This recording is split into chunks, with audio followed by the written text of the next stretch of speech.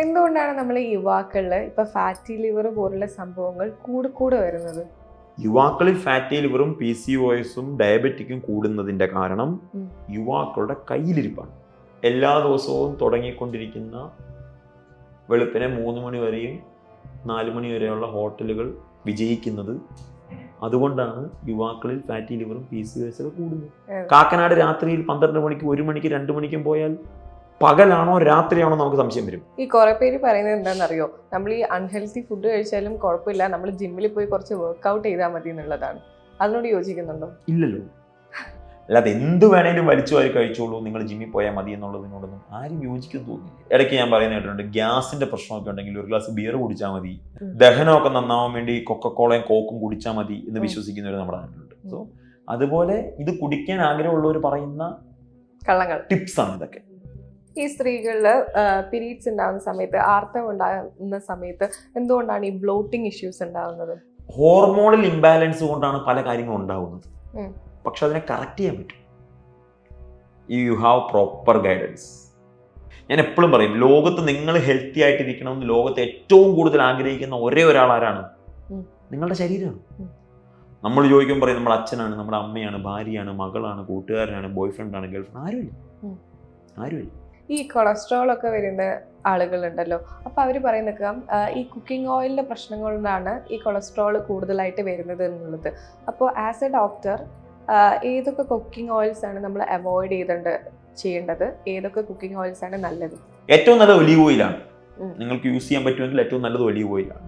ഇല്ലെങ്കിൽ നിങ്ങൾക്ക് യൂസ് ചെയ്യാൻ പറ്റുന്നത് കോക്കനട്ട് ഓയിലാണ്. കുക്കിംഗ് ഓയിലിന്റെ പ്രശ്നം കൊണ്ടല്ല, കുക്കിംഗ് കൊണ്ടാണ് പ്രശ്നം ഉണ്ടാകുന്നത്. ഈ ഓയിൽ എങ്ങനെ കുക്ക് ചെയ്യുന്നു എന്നുള്ളതാണ് പ്രധാനം.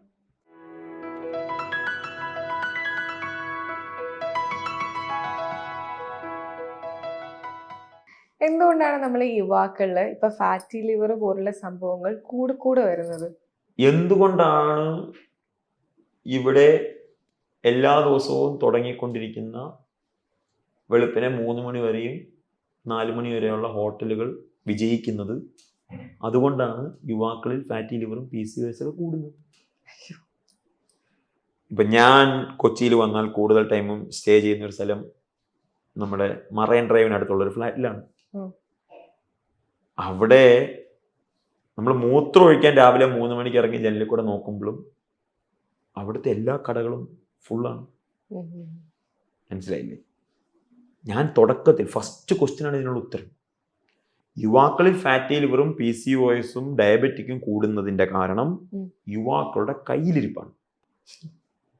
ഒരു സംശയമില്ല. ഞാൻ ഉൾപ്പെടുന്നതാണല്ലോ. ഞാൻ ഇതിനെപ്പറ്റി മാറി എന്നല്ല പറയുന്നത്. അൺഫോർച്ചുനേറ്റ്ലി അങ്ങനെയാണ്, അല്ലേ? കാക്കനാട് രാത്രിയിൽ 12 മണിക്ക് 1 മണിക്ക് 2 മണിക്കും പോയാൽ പകലാണോ രാത്രിയാണോ നമുക്ക് സംശയം വരും.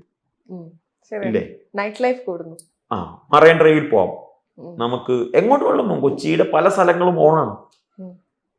ആ നൈറ്റ് ലൈഫ് കൂടുന്നതിന്റെ പരിണിത ഫലമാണ് പകൽ ആശുപത്രി പോയിരിക്കേണ്ടത്. അത് ലൈഫ് സ്റ്റൈലാണ്. അത് എവിടെ കറക്റ്റ് ചെയ്യണം? അത് വൺസ് ഇൻ എ വൈലാണോ അതോ ഡെയിലി ആണോ? നിങ്ങൾ പുറത്തു പോയിട്ട് എന്താണ് കഴിക്കുന്നത്, എപ്പോഴാണ് കഴിക്കുന്നത്, നൈറ്റ് ലൈഫ് കൂടുതൽ ഭംഗിയാക്കാൻ വേണ്ടി വേറെന്തെങ്കിലും സാധനങ്ങൾ നിങ്ങൾ ഉപയോഗിക്കുന്നുണ്ടോ? അതൊക്കെ അവരാണ് തീരുമാനിക്കുന്നത്. ഒരു കാര്യം ഞാൻ പറയാം, ഫാറ്റി ലിവർ റിവേഴ്സിബിൾ ആണ്, PCOS റിവേഴ്സിബിൾ ആണ്. ആര് തീരുമാനിച്ചാൽ? അവര് തീരുമാനിച്ചാൽ. അല്ലാതെ ഒന്നും ചെയ്യാൻ പറ്റത്തില്ല. എൻ്റെ അടുത്ത് വന്ന് PCOS-ഉം ഫാറ്റി ലിവറും വണ്ണം കുറയ്ക്കാനൊക്കെ ഉള്ളവർ 100% റിസൾട്ട് ഉണ്ടാക്കുന്നുണ്ടെങ്കിൽ എനിക്കൊന്നും ചെയ്യാനില്ല അതിനകത്ത്. ഞാൻ അവരിപ്പോൾ നിങ്ങൾ എൻ്റെ മുന്നിൽ വന്ന് കൺസൾട്ട് ചെയ്യാനിരുന്നാൽ നിങ്ങളെ ഞാൻ കാര്യങ്ങൾ മുഴുവൻ ചോദിച്ച് ഇന്ന ബ്ലഡ് ടെസ്റ്റ് ചെയ്യാൻ പറയും. ബ്ലഡ് ടെസ്റ്റ് ചെയ്ത് റിസൾട്ട് വരുമ്പോൾ ഇന്ന ഡയറ്റും ചെയ്യാൻ പറയും, കുറച്ച് സപ്ലിമെന്റ്സും തരും. വർക്ക് ചെയ്യുന്നതും റിസൾട്ട് ഉണ്ടാക്കുന്നതും ഞാനല്ല. വർക്ക് ചെയ്യുന്നതും റിസൾട്ട് ഉണ്ടാക്കുന്നതും നിങ്ങളാണ്. എൻ്റെ ഹോസ്പിറ്റലിൽ 50ഓളം ഡോക്ടേഴ്സ് വർക്ക് ചെയ്യുന്നുണ്ട്. ഈ 50 ഡോക്ടേഴ്സും ടീച്ചേഴ്സാണ് എന്ന് വിശ്വസിക്കുന്ന ആളാണ് ഞാൻ ഉൾപ്പെടെ. ഡോക്ടർ എന്നുള്ളത് മെഡിക്കൽ ടൈമാണ്. ലൈക്ക് എനിക്കൊരു 5.5 വർഷം പഠിച്ചതിന്റെ ഫലമായിട്ട് രജിസ്റ്റർ ഒക്കെ ചെയ്തതുകൊണ്ട് എനിക്കൊരു പ്രിഫിക്സ് വെക്കാം, ഡോക്ടർ അഭിജിത്ത് എന്നുള്ളത്. ഡോക്ടർ അഭിജിത്ത് എന്നുള്ളതിനപ്പുറം ടീച്ചർ അഭിജിത്ത് ആണ് എന്നാണ് ഞാൻ വിശ്വസിക്കുന്നത്. എങ്ങനെയാകണം നിങ്ങൾ ജീവിക്കേണ്ടത്, എന്ത് കഴിക്കണം, എന്ത് കഴിക്കണ്ട എന്നുള്ളത് പറഞ്ഞു കൊടുക്കാനുള്ള ഉത്തരവാദിത്തമാണ് എനിക്കുള്ളത്. അത് ഫോളോ ചെയ്യോ ഇല്ലയോ എന്നുള്ളത് മുന്നിൽ ഇരിക്കുന്ന കുട്ടികളുടെ പോലെ ഇരിക്കും. പക്ഷെ അത് പറഞ്ഞുകൊണ്ടേ ഇരിക്കുക എന്നുള്ള ഡ്യൂട്ടിയാണുള്ളത്. അതാണ് യഥാർത്ഥത്തിൽ ഡോക്ടറുടെ ജോലി. ഞാൻ പലപ്പോഴും പറഞ്ഞിട്ടുള്ളതാണ്. അതായത് ചിലർ പറയുന്നത് കേട്ടിട്ടില്ലേ, കഴിഞ്ഞ 20 വർഷമായിട്ട് എൻ്റെ ഡയബറ്റിക് നോക്കുന്ന ഡോക്ടറാണിത് എന്ന് പറയും. നമ്മൾ കേട്ടില്ലേ, ഫാമിലി ഡോക്ടർ. ഇത് പറയുന്ന ഫാമിലി മെമ്പേഴ്സും പ്രൗഡാണ്, കേൾക്കുന്ന ഡോക്ടറും പ്രൗഡാണ്. എനിക്കിപ്പോഴും മനസ്സിലായിട്ടില്ല അതിൻ്റെ സൈക്കോളജി എന്താണ്. 20 വർഷമായിട്ട് നിങ്ങളൊരു രോഗിയെ ശുശ്രൂഷിച്ചുകൊണ്ടിരിക്കുകയാണ്. അപ്പൊ 20 വർഷമായിട്ട് ഈ പ്രശ്നം പരിഹരിക്കാൻ പറ്റിയിട്ടില്ല എന്ന് അയാളും അഡ്മിറ്റ് ചെയ്യാണ്. അവിടെ പോയാൽ 20 വർഷമായിട്ട് ഈ പ്രശ്നം പരിഹരിക്കാൻ പറ്റത്തില്ലെന്ന് ഫാമിലി അഡ്മിറ്റ് ചെയ്യാണ്. അപ്പൊ യഥാർത്ഥത്തിൽ ആ ഡോക്ടറുടെ പണി എന്താണ്? ഞാൻ അങ്ങനെ വിശ്വസിക്കുന്ന ഒരാളല്ല. പ്രത്യേകിച്ച് ലൈഫ് സ്റ്റൈൽ ഇഷ്യൂസാണ് ഞാൻ പറയുന്നത് ജീവിതശൈലി രോഗങ്ങളാണ്. അത് നിങ്ങൾ പരിശ്രമിച്ച് അവരെ റിവേഴ്സ് ചെയ്യുക എന്നുള്ളതാണ് നിങ്ങളുടെ പണി. ആ റിവേഴ്സ് ചെയ്യാൻ പറ്റണം ആർക്ക്? നല്ല ടീച്ചർക്ക്. റിവേഴ്സ് ചെയ്യാൻ പറ്റും ആർക്ക്? നല്ല സ്റ്റുഡൻറ്റിന്. പറഞ്ഞു കൊടുക്കുന്നത് കേൾക്കാൻ മനസ്സ് കാണിച്ചാൽ മര്യാദയ്ക്കാക്കാനുള്ള പരിപാടി എല്ലാ ഡോക്ടേഴ്സിനും അറിയാം. പ്രത്യേകിച്ച് ഈ വെൽനസ്സുമായിട്ട് ബന്ധപ്പെട്ട് നിൽക്കുന്ന നമ്മളുടെ നാച്ചുറോപ്പതി, ആയുർവേദ ഡോക്ടേഴ്സിന് എല്ലാം അതറിയാം. പലപ്പോഴും അവരെ കേൾക്കാതിരിക്കുന്നതുകൊണ്ടാണ് റിസൾട്ട് ഉണ്ടാവാത്തത്. ഇപ്പൊ ഡോക്ടർ പറയുന്നത് ഈ ഫാറ്റി ലിവർ, PCOD, PCOS പോലുള്ള അസുഖങ്ങൾ കൃത്യമായ ഡയറ്റ് കൊണ്ട് നമുക്ക് മാറ്റിയെടുക്കാം എന്നാണ്. കൃത്യമായ ലൈഫ് സ്റ്റൈൽ കൊണ്ട് 100% മാറ്റിയെടുക്കാം എന്നാണ്. അതിനകത്ത് ഫാറ്റി ലിവർ ആയിക്കോട്ടെ, PCOS ആയിക്കോട്ടെ, ഒബേസിറ്റി ആയിക്കോട്ടെ, സോറിയാസിസ് ആയിക്കോട്ടെ, എക്സീമിയ ആയിക്കോട്ടെ, നിങ്ങൾ ഈ പറഞ്ഞ ഇഷ്യൂസ് എല്ലാം ലൈഫ് സ്റ്റൈൽ ആണല്ലോ. നിങ്ങളുടെ കയ്യിലിരിപ്പുണ്ടോന്നല്ലേ. ഗ്യാസ്ട്രിക്, അസിഡിറ്റി, ബ്ലോട്ടിങ്, ഇതെല്ലാം ജീവിതശൈലിയാണ്. ഇതിനെ നിങ്ങൾ കറക്റ്റ് ചെയ്യേണ്ടത് ജീവിതശൈലി കൊണ്ടാണ്. തൈറോയിഡിന്റെ പല കേസുകളും അങ്ങനെയാണ്. എല്ലാ കേസുകളും അല്ല, തൈറോയിഡിന്റെ പല കേസുകളും നമുക്ക് റിവേഴ്സ് ചെയ്യാൻ പറ്റുന്നതാണ്. സോ അത് മൈഗ്രെയിൻ ലൈഫ് സ്റ്റൈലാണ്. അപ്പൊ ഇത് നമ്മൾ മനസ്സിലാക്കണം എവിടെയാണ് നമ്മൾ കറക്റ്റ് ചെയ്യേണ്ടത് എന്ന്. മൈഗ്രെയിൻ ഗട്ടിന്റെ ആണെന്ന് പറയുമ്പോൾ എങ്ങനെ മനസ്സിലാക്കാൻ പറ്റും? മൈഗ്രെയിൻ കൂടിയാൽ ഛർദ്ദിക്കുമ്പോഴാണ് തലവേദന പോകുന്നത് പലർക്കും. So body is telling you very clearly how your gut and headache is connected. മനസ്സിലാക്കാൻ പറ്റാത്ത നമുക്കാണ്. അപ്പൊ ഇതെല്ലാം ലൈഫ് സ്റ്റൈലോട് ബന്ധപ്പെട്ടാണ്. ഇതെല്ലാം നിങ്ങൾക്ക് റിവേഴ്സ് ചെയ്യാൻ പറ്റുന്നതാണ്. ഈ സ്ത്രീകളില് പീരീഡ്സ് ഉണ്ടാകുന്ന സമയത്ത്, ആർത്തവം ഉണ്ടാകുന്ന സമയത്ത് എന്തുകൊണ്ടാണ് ഈ ബ്ലോട്ടിംഗ് ഇഷ്യൂസ് ഉണ്ടാകുന്നത്? സ്ത്രീകൾക്ക് പീരീഡ്സ് സമയത്ത് പല ഇഷ്യൂസ് ആണ് നമുക്ക് കാണാൻ പറ്റുന്നത്. ഇപ്പോൾ ചിലർക്ക് എക്സ്ട്രീം മൂഡ് സ്വിങ്സ് കാണാൻ പറ്റും. ചിലർക്ക് അസിഡിറ്റി, ബ്ലോട്ടിങ്, ഷുഗർ ക്രേവിംഗ് ഉണ്ടാവും, ചോക്ലേറ്റ് ക്രേവിംഗ് ഉണ്ടാവും. ഹോർമോണൽ ഇംബാലൻസ് കൊണ്ടാണ് പല കാര്യങ്ങളും ഉണ്ടാവുന്നത്. പക്ഷെ അതിനെ കറക്റ്റ് ചെയ്യാൻ പറ്റും. You have proper guidance. ഇപ്പോൾ ചോക്ലേറ്റ് ക്രേവിംഗ് ഉണ്ട്, അവരോട് നമ്മൾ ആദ്യം ഡാർക്ക് ചോക്ലേറ്റ് കഴിക്കാൻ പറയും. പിന്നെയും ചോക്ലേറ്റ് ക്രേവിംഗ് ഉള്ളവർക്ക് ഡാർക്ക് ചോക്ലേറ്റ് കഴിച്ചു തുടങ്ങി നമുക്ക് ഡേറ്റ്സ്, നട്ട്സ് ഇത് കഴിച്ച് നമുക്ക് ആ ചോക്ലേറ്റ് ക്രേവിംഗ് ഇതിലൂടെ ഒഴിവാക്കാൻ പറ്റും. ഇപ്പോൾ ബ്ലോട്ടിങ്, ഇപ്പം നമുക്ക് പീരീഡ്സിന്റെ സമയം അറിയാം. ബ്ലോട്ടിങ്ങും അസിഡിറ്റിയും ഉണ്ടാവാൻ സാധ്യതയുള്ള ഭക്ഷണം ആ സമയത്ത് കംപ്ലീറ്റ് ആയിട്ട് ഒഴിവാക്കാൻ പറ്റും. എന്നിട്ട് ആ സമയത്ത് ഡയറ്റ് നമുക്ക് കുറച്ചുകൂടെ പ്രോപ്പർ ആക്കാൻ പറ്റും. അപ്പൊ ഇത് ഞാൻ പറഞ്ഞില്ലേ നേരത്തെ, നമ്മൾ മനസ്സിലാക്കണം നമ്മുടെ ശരീരത്തെ. ലോകത്ത് നമ്മളെ അറിയാവുന്ന ഏറ്റവും ഭംഗിയായിട്ട് അറിയാവുന്ന ആളാരാണ്? നമ്മുടെ ശരീരമാണ് അല്ലേ? ഞാൻ എപ്പോഴും പറയും, ലോകത്ത് നിങ്ങൾ ഹെൽത്തി ആയിട്ടിരിക്കണമെന്ന് ലോകത്ത് ഏറ്റവും കൂടുതൽ ആഗ്രഹിക്കുന്ന ഒരേ ഒരാൾ ആരാണ്? നിങ്ങളുടെ ശരീരമാണ്. നമ്മൾ ചോദിക്കുമ്പോൾ പറയും നമ്മുടെ അച്ഛനാണ്, നമ്മുടെ അമ്മയാണ്, ഭാര്യയാണ്, മകളാണ്, കൂട്ടുകാരനാണ്, ബോയ് ഫ്രണ്ടാണ്, ഗേൾഫ്രണ്ട്. ആരുമില്ല. കാരണം ഇവർക്കൊക്കെ സ്നേഹം വരുമ്പോൾ എന്താ ഇവർ കൊണ്ട് തരുന്നത്? ഫുഡ്. വേണ്ടാത്ത ഫുഡ്, ലഡു, ജിലേബി, ചോക്ലേറ്റ്സ്, പായസം അല്ലേ? പക്ഷേ നിങ്ങൾ ഇതെല്ലാം കഴിഞ്ഞിട്ട് നേരത്തെ പറഞ്ഞ പോലെ 15 ദിവസം കീറ്റോ എടുക്കുമ്പം 5 കിലോ കുറയും. 10 ദിവസം എൻ്റെ അടുത്ത് വന്ന് കിടക്കുമ്പോൾ ചിലപ്പം 5-6 കിലോ കുറയും. അത് നിങ്ങളുടെ ശരീരം നിങ്ങളെ അത്രമാത്രം സ്നേഹിക്കുന്നു എന്നുള്ളതിന്റെ തെളിവാണ്. മനസ്സിലായോ? നിങ്ങൾ എത്രമാത്രം ഉപദ്രവിച്ചാലും ഒന്ന് നിങ്ങൾ അതിനെ ടേക്ക് കെയർ ചെയ്യാൻ തീരുമാനിച്ചാൽ അപ്പോഴേ നിങ്ങളുടെ ശരീരം നിങ്ങളെ സപ്പോർട്ട് ചെയ്യാൻ റെഡിയാണ്. അതാണ് ഇത് ബ്യൂട്ടി. അതാ ശരീരം നിങ്ങളോട് കാണിക്കുന്ന സ്നേഹവും കരുതലും വിശ്വാസവും ഒക്കെയാണ്, നമ്മളൊന്നും തിരിച്ചു കാണിക്കുന്നില്ലെങ്കിൽ പോലും. അപ്പൊ ശരീരത്തെ ടേക്ക് കെയർ ചെയ്താൽ, ശരീരത്തെ മനസ്സിലാക്കാൻ ശ്രമിച്ചാൽ പീരീഡ്സ് സമയത്തുള്ള ഈ ബുദ്ധിമുട്ടുകൾ നമുക്ക് ഓവർകം ചെയ്യാൻ പറ്റും. ബുദ്ധിമുട്ടുകൾ വരും, അത് ഹോർമോണൽ ഇംബാലൻസ് ആണ്. പക്ഷെ അതിനെ എങ്ങനെ ഐഡിയലി ഹെൽത്തി ആയിട്ട് ഓവർകം ചെയ്യാം എന്നുള്ളതാണ്. അതിന് ചില പ്രാക്ടീസുകൾ ഹെൽപ്പ് ചെയ്യും. യോഗ നന്നായിട്ട് ഹെൽപ്പ് ചെയ്യും. ഈ കുറെ പേര് പറയുന്നത് എന്താണെന്നറിയോ, നമ്മൾ ഈ അൺഹെൽത്തി ഫുഡ് കഴിച്ചാലും കുഴപ്പമില്ല, നമ്മൾ ജിമ്മിൽ പോയി കുറച്ച് വർക്ക്ഔട്ട് ചെയ്താൽ മതി എന്നുള്ളതാണ്. അതിനോട് യോജിക്കുന്നുണ്ടോ? ഇല്ലല്ലോ. നിങ്ങൾക്ക് ഭക്ഷണം കഴിക്കാം, ഇപ്പം ഞാൻ പറഞ്ഞില്ല, നേരത്തെ നമ്മൾ പറഞ്ഞ പോലെ അരിയാഹാരം കൂടുതൽ കഴിക്കാം, നിങ്ങൾക്ക് ഈ പറഞ്ഞതുപോലെ കുറച്ച് ഭക്ഷണം കൂടുതലായിട്ട് കഴിക്കാം, നിങ്ങൾ നന്നായിട്ട് വർക്കൗട്ട് ചെയ്യുന്നവരാണ്, because your body needs that. അല്ലാതെ എന്ത് വേണേലും വലിച്ചു വാരി കഴിച്ചോളൂ, നിങ്ങൾ ജിമ്മിൽ പോയാൽ മതി എന്നുള്ളതിനോടൊന്നും ആരും യോജിക്കുന്നു തോന്നുന്നില്ല. ഇതൊക്കെ ഇടയ്ക്ക് ഞാൻ പറയുന്ന കേട്ടിട്ടുണ്ട്, ഗ്യാസിന്റെ പ്രശ്നമൊക്കെ ഉണ്ടെങ്കിൽ ഒരു ഗ്ലാസ് ബിയർ കുടിച്ചാൽ മതി എന്ന് പറയുന്നവരും നമ്മുടെ നാട്ടിലുണ്ട്. ദഹനമൊക്കെ നന്നാവാൻ വേണ്ടി കൊക്കക്കോളയും കോക്കും കുടിച്ചാൽ മതി എന്ന് വിശ്വസിക്കുന്നവർ നമ്മുടെ നാട്ടിലുണ്ട്. സോ അതുപോലെ ഇത് കുടിക്കാൻ ആഗ്രഹമുള്ളവർ പറയുന്ന കള്ളങ്ങൾ ടിപ്സ് ആണ് ഇതൊക്കെ. അപ്പൊ അതൊന്നും ഹെൽത്തി അല്ല, സയന്റിഫിക് അല്ല, റിസർച്ച് ഓറിയന്റഡ് അല്ല. ഇപ്പൊ റീസെന്റ് ആയിട്ട് നമ്മൾ വാർത്തകളിൽ കണ്ടൊരു സംഭവമാണ് ബ്രസ്റ്റ് റിമൂവലുമായി ബന്ധപ്പെട്ട കുറച്ച് ചർച്ചകൾ. ബ്രസ്റ്റ് റിമൂവ് ചെയ്തു, പിന്നെ അതിൽ ഉണ്ടായ കുറച്ച് കോംപ്ലിക്കേഷൻസും ഒക്കെ വേരിയേഷൻസുമായി ബന്ധപ്പെട്ടിട്ടുള്ളതായിരുന്നു. അതിനെക്കുറിച്ച് ഡോക്ടർക്ക് എന്താ പറയാനുള്ളത്? ഇപ്പോ ആ വിഷയത്തില് ഒരു ലാബിൽ നിന്ന് അവർ ടെസ്റ്റ് ചെയ്യുന്നു, ആ ലാബിൽ നിന്ന് റിസൾട്ട് അവർക്ക് പോസിറ്റീവാണ്, അവർക്ക് ക്യാൻസർ ഉണ്ട് എന്നുള്ള രീതിയിൽ വരുന്നു. പിന്നീട് അതും വെച്ച് അവർ ഹോസ്പിറ്റലിൽ പോകുമ്പം സർജറി ചെയ്യണം എന്നും പറയുന്നു.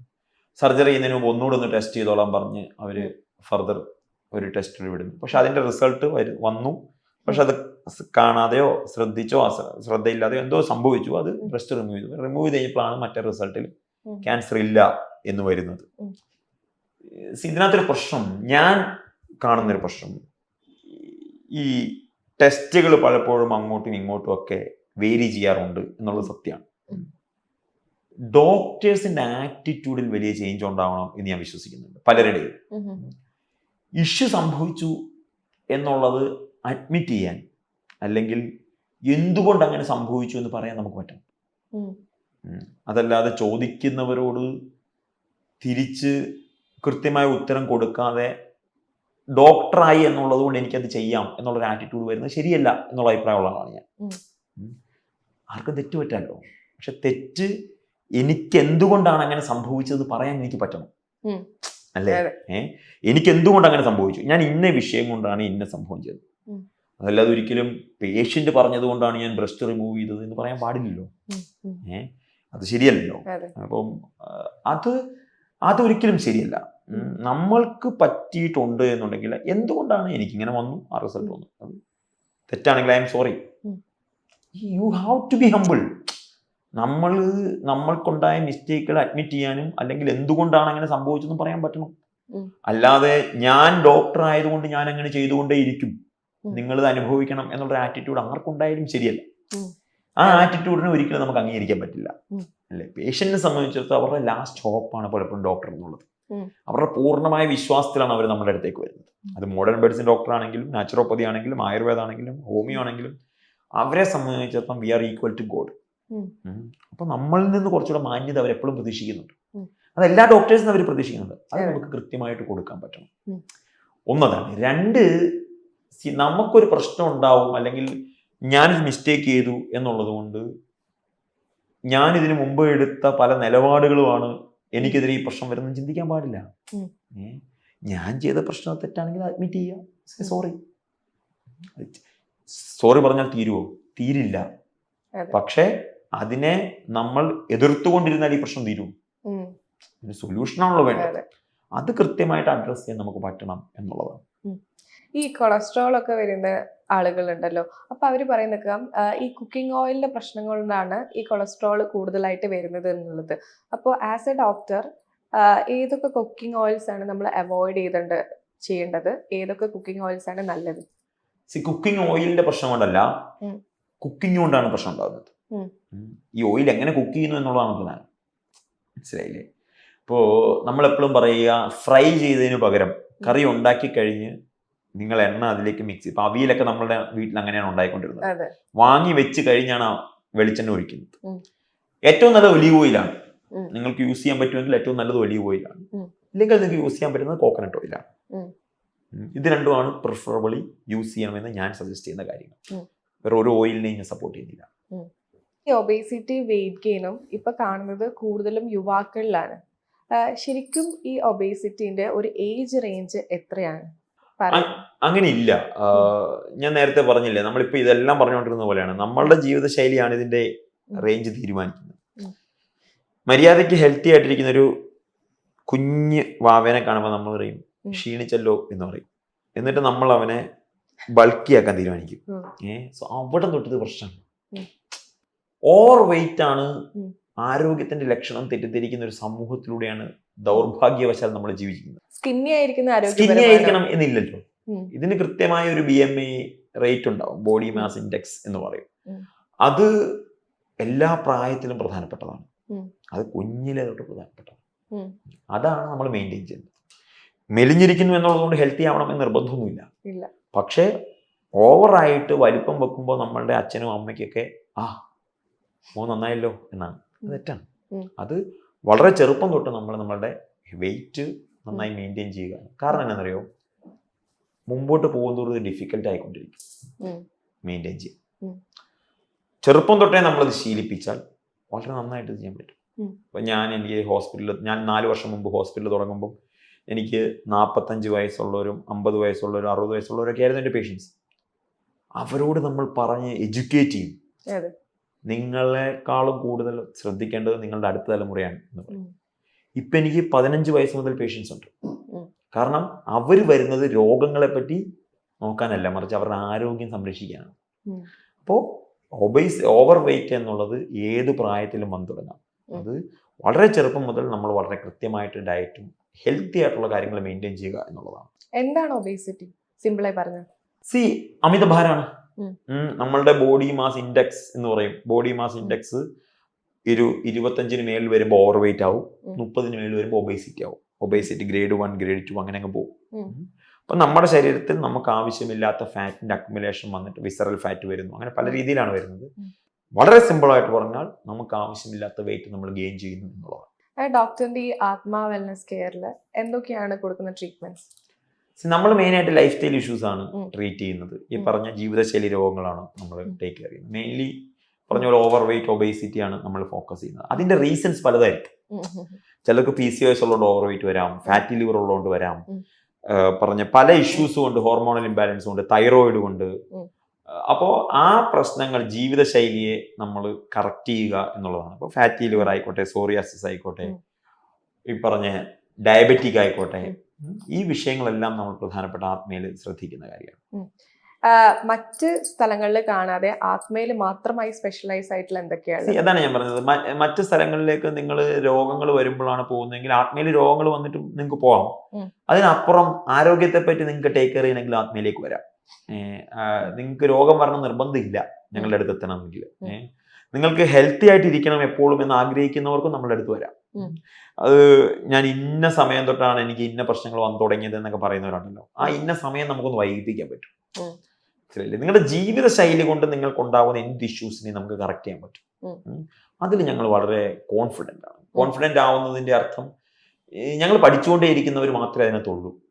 നമ്മളുടെ ഇപ്പം ഡോക്ടേഴ്സ്, ആരൊക്കെ ഡോക്ടേഴ്സ് ഉണ്ടോ എല്ലാ ആഴ്ചയും അവർ ക്ലാസ്സുകൾ അറ്റൻഡ് ചെയ്ത് എല്ലാ ആഴ്ചയും അപ്ഡേറ്റഡ് ആയിക്കൊണ്ടിരിക്കുന്ന ഡോക്ടേഴ്സാണ്. സോ അവർ ജീവിതശൈലി രോഗങ്ങൾ വളരെ ഫോക്കസ്ഡ് ആണ്. അതുകൊണ്ട് നിങ്ങൾക്ക് ജീവിതശൈലി കൊണ്ട് ഇപ്പം അമിതവണ്ണായിക്കോട്ടെ, ഫാറ്റി ലിവർ ആയിക്കോട്ടെ, പിന്നെ ആത്മയിൽ ഒരു കാര്യം വളരെ ക്ലിയർ ആട്ടോ, ചെയ്യാൻ പറ്റത്തില്ലെന്നും പറയും. ഇപ്പൊ ചില രോഗങ്ങൾ ഞങ്ങൾക്ക് ട്രീറ്റ് ചെയ്യാൻ പറ്റില്ല, സാധ്യമല്ല. അത് വളരെ ക്ലിയർ ആണ് അവിടെ. ഇപ്പൊ ഇയർ ബാലൻസിന് പ്രശ്നമായിട്ട് ഒരാൾ വന്നാൽ നമുക്ക് ട്രീറ്റ് ചെയ്യാൻ പറ്റില്ല. അതാണല്ലോ ഏറ്റവും പ്രധാനപ്പെട്ടത്. നമുക്ക് ചെയ്യാൻ പറ്റുന്നത് എന്തൊക്കെയാണ് എന്ന് അറിയുന്നതിനേക്കാളും പ്രധാനമാണ് നമുക്ക് ചെയ്യാൻ പറ്റാത്തത് എന്തൊക്കെയാണ് എന്ന് അറിയുന്നത്. സോ അത് വളരെ ക്ലിയർ ആണ്. ലൈഫ് സ്റ്റൈൽ ഇഷ്യൂസ് ആയിരിക്കും നമ്മൾ ഫോക്കസ് ചെയ്യുന്നത്. അതിനകത്ത് നമ്മളുടെ ഈ കാണുന്ന മുമ്പിലുള്ള എല്ലാ പ്രധാനപ്പെട്ട കാര്യങ്ങളും ദൗർഭാഗ്യവശാൽ ലൈഫ് സ്റ്റൈൽ ഇഷ്യൂസ് ആണ്. സോ അതിനെ നമ്മൾ ടേക്ക് കെയർ ചെയ്തു പോകും. നമ്മൾ എപ്പോഴും പറഞ്ഞു വെക്കുന്ന ഒരു കാര്യമാണ്, നാട്ടിൻപുറത്തുള്ള ആളുകൾക്ക് രോഗങ്ങൾ കുറവാണ്, സിറ്റിയിൽ ജീവിക്കുന്ന ആളുകൾക്കാണ് ഈ ലൈഫ് സ്റ്റൈൽ ഡിസീസസ് കൂടുതൽ എന്നുള്ളത്. ശരിയാണോ അത്? അങ്ങനെ ആയിരുന്നു എന്ന് വേണമെങ്കിൽ പറയാം. ഇപ്പൊ അങ്ങനെയൊന്നുമില്ല. ഇപ്പൊ എല്ലായിടത്തും ഒരുപോലെയാണ്. കാരണം ഇപ്പം നാടും നഗരവും തമ്മിലുള്ള, അല്ലെങ്കിൽ ഗ്രാമങ്ങളും നഗരം തമ്മിലുള്ള അന്തരം വളരെ കുറഞ്ഞില്ലേ? കേരളത്തിൽ എവിടെയാണ് ഇപ്പോഴും ഗ്രാമങ്ങളായിട്ട് അവശേഷിക്കുന്നത്? ഇപ്പോൾ നിങ്ങൾക്ക് ഫ്ലാറ്റിലുള്ള ജീവിതം ഇല്ലാത്ത ഏത് നഗരമാണ് ഇന്ന് കേരളത്തിലുള്ളത്? കാസർഗോഡ് മുതൽ തിരുവനന്തപുരം വരെ എല്ലാ സ്ഥലങ്ങളും നഗരമായിക്കൊണ്ടിരിക്കുകയാണ്. സോ ഇപ്പൊ അങ്ങനെ ഇന്ന ഏരിയയിലുള്ളവർക്ക് രോഗം കുറഞ്ഞു, ഇന്ന ഏരിയയിലുള്ളവർക്ക് രോഗം കൂടുതലാണെന്ന് പറയാൻ പറ്റില്ല. ഇപ്പൊ എല്ലാവർക്കും അവരവരുടെ ജീവിതശൈലി ഉണ്ടാവുന്ന പ്രശ്നങ്ങളുണ്ട്. അതിനകത്ത് ഒരു ഗ്രാമം നഗരം അങ്ങനൊന്നും ഇപ്പൊ ഡിഫറൻസ് നമുക്ക് കാണാനേ പറ്റുന്നില്ല. ഈ സോഷ്യൽ മീഡിയയിൽ കുറച്ച് ദിവസം മുമ്പ് വൈറലായിട്ടുള്ള ഒരു വീഡിയോ ഉണ്ടായിരുന്നു. ബിരിയാണി കഴിക്കുന്നത് ഭയങ്കര ഹെൽത്തി ആണെന്ന് ഒരു ഡോക്ടർ വന്നിട്ട് പറയുന്ന ഒരു വീഡിയോ ആയിരുന്നു. അതിനെ കുറിച്ച് എന്താ അഭിപ്രായം? സി ഞാൻ പറഞ്ഞില്ലേ ഇതൊക്കെ ഇൻഡിവിജ്വൽ കണ്ടന്റുകളാണ്. അതൊരു ഡോക്ടറാണ് വന്നിട്ട് പറഞ്ഞത്, അതാണ് ചോദിച്ചത്. അതാ ഞാൻ പറഞ്ഞത്, ഇതൊക്കെ ഇൻഡിവിജ്വൽ കണ്ടന്റുകളാണ്. ഇപ്പൊ ഒരു നേരം ഞാൻ പറയാം, ഒരു നേരം ബിരിയാണി കഴിക്കുന്നു നിങ്ങൾ ഇന്റർമീഡിയറ്റ് ഫാസ്റ്റിംഗിലാണ്, നിങ്ങളുടെ ഒരു നേരത്തെ ആഹാരം ബിരിയാണിയാണ് എന്നുണ്ടെങ്കിൽ ബാക്കിയുള്ള സമയത്തെ ഭക്ഷണം നിങ്ങൾ കൺട്രോൾ ചെയ്താണ് കഴിക്കുന്നതെങ്കിൽ ബിരിയാണി കഴിക്കുന്നതിന് പ്രത്യേകിച്ച് പ്രശ്നമില്ല. ഇല്ല. പക്ഷേ നിങ്ങൾ 3 നേരം എന്ത് കഴിക്കുന്നു, ബാക്കിയുള്ള സമയത്ത് നിങ്ങൾ എന്ത് ആഹാരം കഴിക്കുന്നു എന്നുള്ളതാണ് ഏറ്റവും പ്രധാനം. അപ്പോൾ അത് ഡിപ്പെൻഡ് ചെയ്താണ് ഇരിക്കുന്നത്. പിന്നെ ഒരു ഡോക്ടർ വന്നു പറഞ്ഞു എന്നുള്ളത് കൊണ്ടെല്ലാം സത്യമാണെന്നില്ലല്ലോ. ഞാൻ പറയുന്ന എല്ലാ കാര്യങ്ങളും നിങ്ങൾ കണ്ണടച്ച് വിശ്വസിക്കണമെന്ന് ഞാൻ പറയുന്നില്ലല്ലോ. ഞാൻ പറയുന്ന കാര്യങ്ങൾ നിങ്ങൾക്ക് ചെക്ക് ചെയ്യാൻ പറ്റുന്ന മാധ്യമങ്ങളിൽ, ഇപ്പോൾ ഗൂഗിൾ ആണെങ്കിലും ശരിയാണോ നോക്കിയിട്ട് മാത്രമേ നമ്മളെ അംഗീകരിക്കാവുള്ളൂ. പക്ഷെ ഡോക്ടർ പറഞ്ഞു എന്നുള്ളത് ഒന്നിനെയും മതിയാവുന്നില്ല, അത് നമ്മൾ പരിശോധിക്കുക. ഒരാൾക്ക് ഇപ്പോൾ ഹെൽത്തി ആയിട്ട് ജീവിക്കണം എന്നുണ്ടെങ്കിൽ എവിടുന്ന് തുടങ്ങണം? കിച്ചണിൽ തുടങ്ങണോ, ജിമ്മിൽ നിന്ന് തുടങ്ങണം? കിച്ചണിൽ തുടങ്ങണം, 100% കിച്ചണിൽ. ജിമ്മിൽ പോകാതെയും ഹെൽത്തി ആയിട്ട് ജീവിക്കാം, പക്ഷെ കിച്ചൺ നോക്കാതിരുന്നാൽ ഒരിക്കലും ഹെൽത്തി ആവാതെ ജീവിക്കാൻ പറ്റത്തില്ല. ഭക്ഷണം കൺട്രോൾ ചെയ്താൽ ഒരു പരിധിവരെ നിങ്ങൾക്ക് ആരോഗ്യത്തോട് ജീവിക്കാം. ജിമ്മിൽ പോയി എന്നുള്ളത് കൊണ്ട് മാത്രം നിങ്ങൾ ഹെൽത്തി ആവണം എന്നില്ല. രണ്ടിന്റെ ഒരു കോമ്പിനേഷനാണ് ഏറ്റവും ഐഡിയൽ. ഏതെങ്കിലും ഒന്ന് ചൂസ് ചെയ്യാൻ പറഞ്ഞാൽ 100% അടുക്കള ചൂസ് ചെയ്യും. അപ്പോൾ എല്ലാവരും ഹെൽത്തി ആയിട്ട് മുന്നോട്ട് പോട്ടെ തന്നെയാണ് നമുക്ക് പറയാനുള്ളത്. ഞാനും ഇനി ഹെൽത്തി ആയിട്ട് മുന്നോട്ട് പോകാൻ ശ്രമിക്കും. Thank you doctor. Thank you.